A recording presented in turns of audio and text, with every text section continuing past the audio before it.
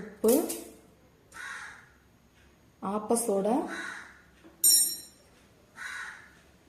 3/4 cup sugar, 1/2 cup பால், 1/4 cup எண்ணெய், நான் refined oil தான் எடுத்திருக்கேன், 1/4 கப்,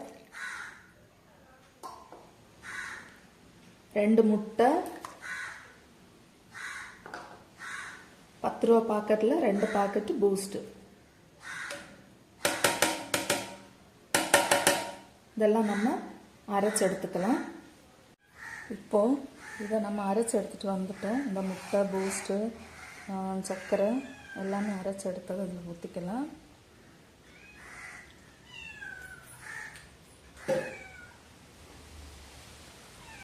இப்போ இதில் மைதா மாவை நம்ம இந்த மாதிரி சலிச்சு எடுத்துக்கலாம், அரைச்சி எடுத்துக்கலாம். அதை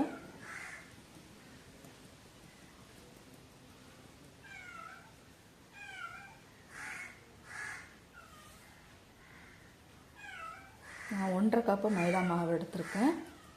போதும். இதுக்கு கொஞ்சம் நல்லா மிக்ஸ் பண்ணிக்கலாம்.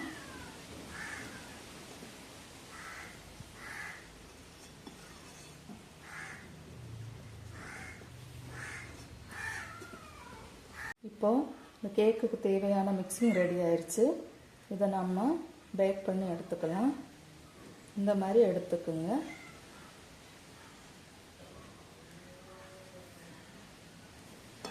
பூனை பார்த்தீங்களா, டெய்லி வரும். அது இந்த பூனை கொஞ்சம் சாப்பாடு வச்சு கொடுப்போம்.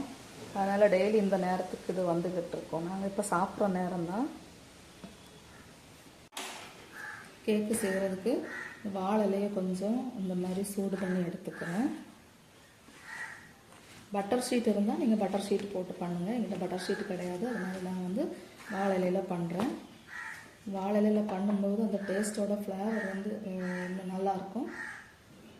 நான் இதில் எண்ணெய் தடவி இருக்கேன். நீங்கள் பட்டர் இருந்தால் கூட தடவிக்கலாம். இதில் இப்போ வந்து மாவை வந்து இதில் ஊற்றிக்கலாம்.